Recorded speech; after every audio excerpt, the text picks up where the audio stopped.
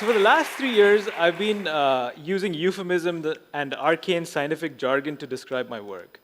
I tell family members that my work and book are about reproductive strategies and neural dimorphisms.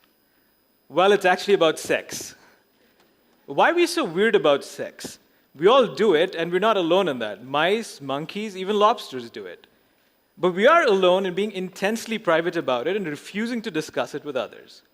And yet, we come up with ready moral definitions of what's good and bad sexual behavior, definitions that are often absurd.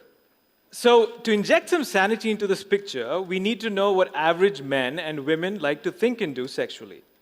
And we now have a tool, a wonderful tool that we all use that lets us do exactly that. And that is the internet. Every single day, more than 1 billion men and women log on, communicate with each other, communicate with strangers, express their desires, seek out fantasies, and in doing so, give us this unique window into the human psyche. So what do we see when we look into that window? Here's an example. These are searches made by an individual user in America Online. Now, this list of searches was also the beginning of a very strange journey for me. I'm a neuroscientist, a computational neuroscientist interested in cognition and perception.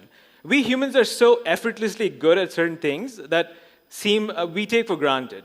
We're good at recognizing faces, voices, songs, locating lost keys, navigating impossibly chaotic Indian traffic.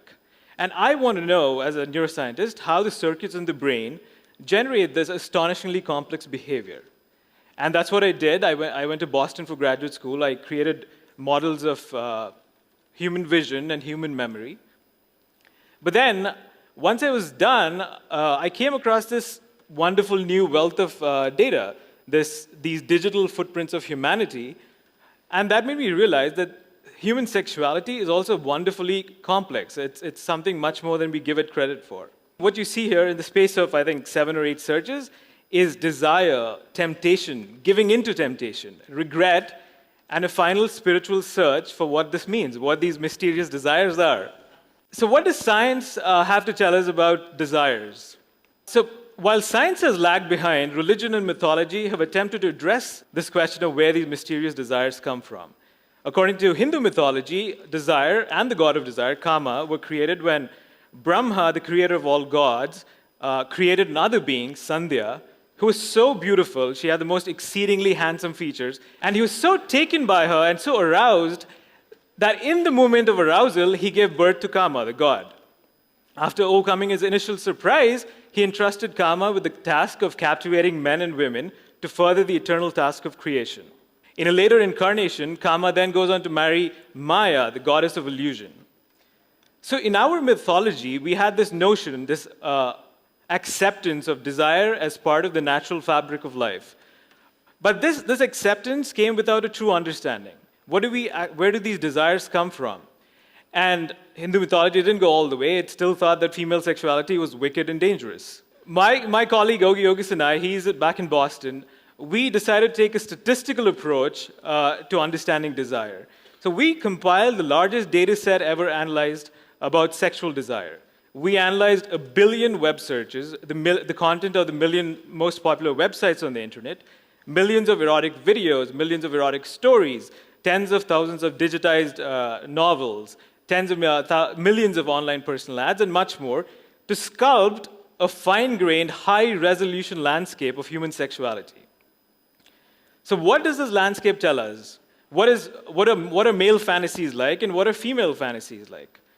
Well, it turns out that men want to watch 2-minute porn videos, and women want to read 250-page romance novels. Now you're thinking, did we really need to do all that research to come up with what is an obvious conclusion? True, fair enough, but it was interesting research. But the truly interesting parts are in the finer details. So men, it turns out, are very simple and visual, and their fantasies are focused on specific body parts and body shapes. Now women are quite visual as well. We analyzed the content of more than 10,000 romance novels and extracted the average description of the hero. The perfect hero boasts blue eyes, a straight nose, high forehead, and square jaw, together making a handsome face. His head is framed by dark hair, which accents the white teeth in his sensual mouth, curved into a crooked smile. He stands tall with broad shoulders, a broad chest, narrow waist, flat stomach, strong arms, big hands, big feet, and long legs, though the heroine's eyes might ultimately be drawn to his powerful thighs. So now you know what women mean when they say they want a nice guy. While women are quite focused on the visual, they're not singularly focused on the visual like men are. Female fantasies are much more complex and explore the inner life of the male and female protagonists, and they do care who the guy is. Psychologists Marianne Fisher and Tammy Meredith compiled a list of the most popular professions of male protagonists in romance novels. They did so by analyzing the titles of 15,000 Harlequin romance novels. Here's that list. What you do not see on this list is IT consultants and bank managers. Why is it that male and female fantasies are so absurdly, profoundly different? How do we even find a common ground when we seem to be at two ends of the spectrum, the whole Mars and Venus thing? Well, evolutionary theory has an answer to that.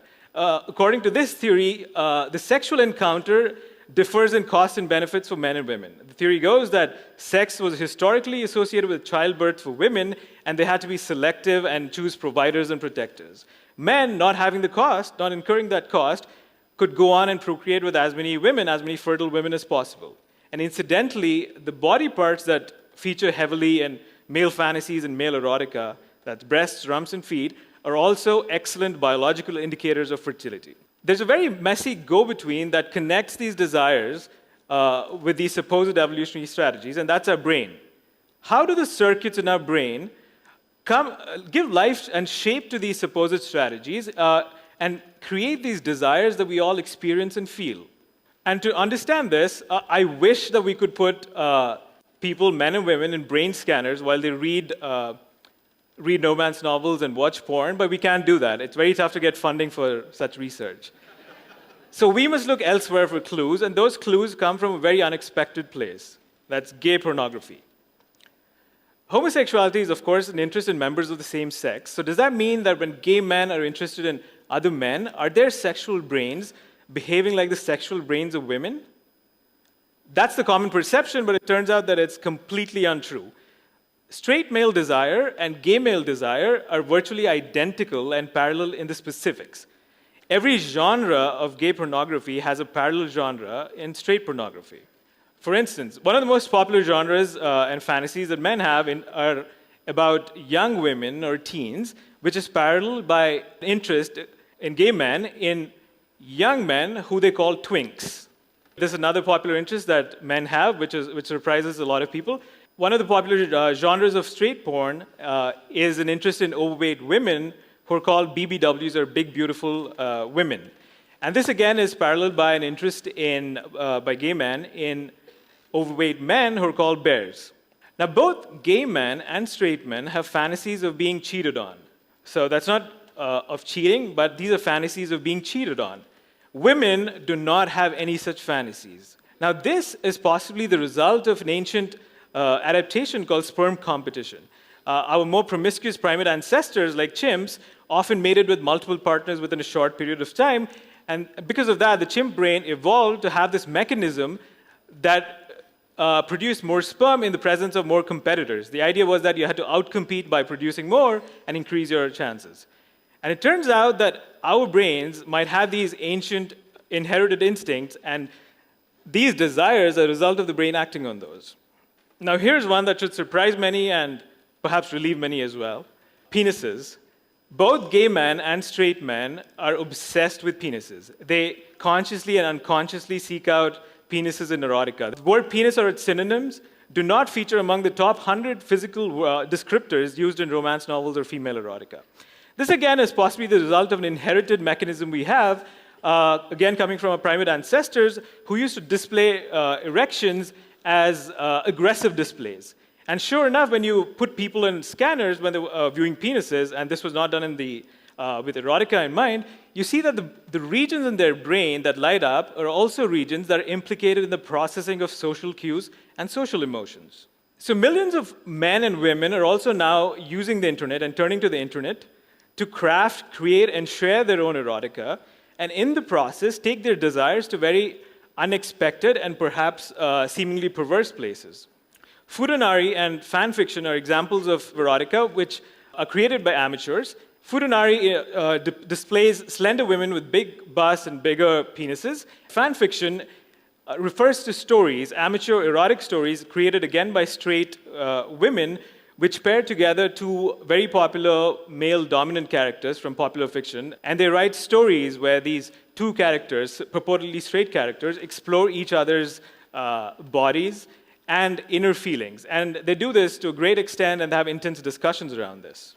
So it turns out that our desires, no matter how perplexing they may seem, actually seem to come from the brain, with the brain tapping into these ancient inherited mechanisms and combining them.